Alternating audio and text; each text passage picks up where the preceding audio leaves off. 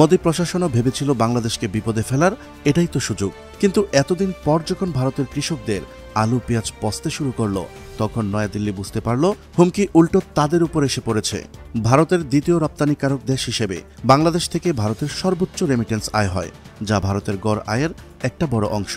সেক্ষেত্রে বাংলাদেশের সাথে বাণিজ্য সম্পর্ক ভালো না করে ভারতের নেতাকর্মীরা তাদের কথায় দম্ভ এবং হুমকি দিয়েছে। তাতে বাংলাদেশকে বিপদে ফেলতে গিয়ে এখন ভারত কতটা বিপদে পড়েছে আলু পেঁয়াজ নিয়ে তা জানাবো আমাদের সহকর্মী গালিব উদ্দিনের ভিডিও চিত্রে।